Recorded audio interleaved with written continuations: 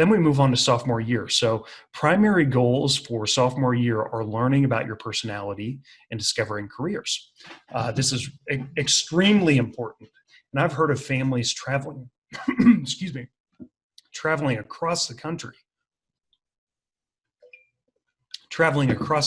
to meet with some type of college consultant or psychologist just so that their students can go through some type of personality assessment. The good thing for you is I'm going to give you a couple free options for you to go and do personality assessments and attach that to career choices and career trajectories that I think will be really helpful for you if you're really scratching your head and saying, what is my student going to do with the rest of their life? Or if your student's scratching their head saying, I have no idea what I want to do. By the way, keep in mind that your high school may have the opportunity to give kind of the real McCoy assessments when it comes to these things.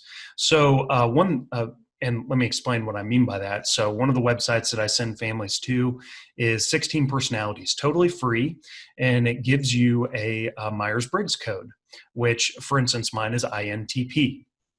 So you have 4 letters, and then you can go and take those 4 letters, you can learn about them, and you can actually attach them to career pathways. Another is Holland codes, which is a good assessment. I don't dig as deep into that, but we'll get to that. And then you essentially take these personality assessments, you figure out what your dream career pathways are, and then you research them through this tool called Bureau of Labor Statistics Occupational Outlook Handbook. And granted, you might be thinking about yourself, Jason, this sounds like a lot of work. It is, and that's actually why many independent education consultants exist, is to guide through this process and to keep people on track. But you can do it yourself, maybe not with as robust tools as an independent college consultant would have, but there are free resources out there that can kind of mimic the process.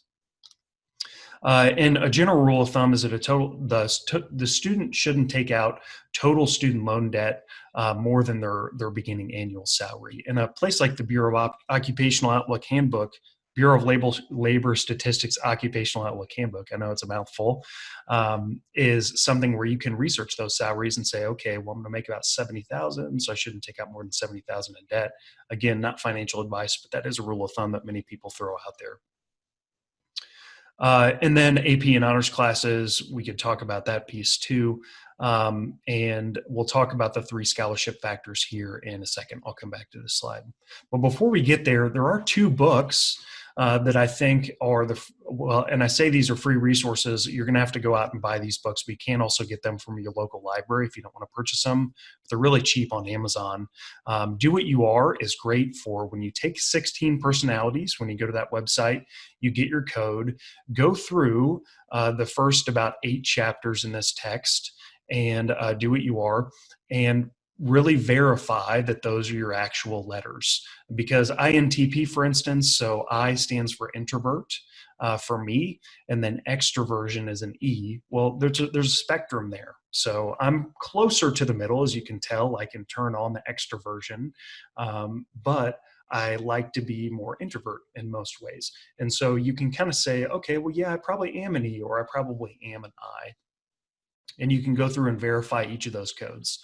Then the middle part of this book is personality, a chapter for each of these personality types. So that's why it's called 16 personalities, or 16 different code combinations. So you really only need to read the chapter that's on your personality type. And then if you go to the end of this book, one of the last chapters, if not the last chapter, I believe it's chapter 22, is helping your student develop a career path based on their personality type. This is extremely powerful. I can tell you that when I discovered personality testing and I took and got my real Myers-Briggs and I went through this book, I leafed over to my chapter, which is, like I've been saying, INTP. And I had looked into the majority of the careers on that list by default, just intrinsically out of who I am as a person. And so it can be extremely powerful. Even parents are like, wow, I need to get this for myself. It can be extremely powerful in figuring out a satisfying career. The second book is kind of more, What Color is Your Parachute?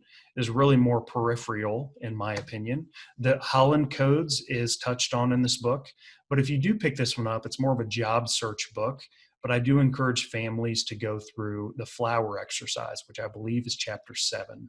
Again, these books get updated, so sometimes I may be off, but flower exercise is what you want to do in that one.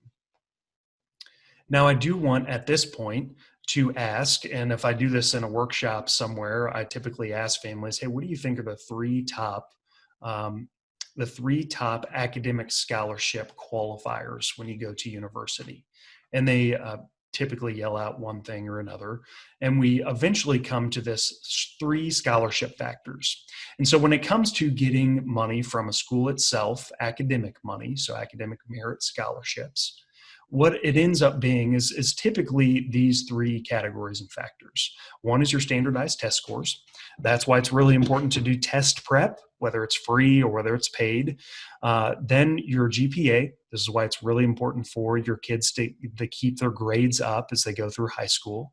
And it's unweighted primarily. I mean, I know many schools have like 5.0 grade scales, but really colleges are going to be looking for that 4.0 scale. Not to discourage the 5.0 system. It's just they're going to be looking for unweighted primarily. And then class rank.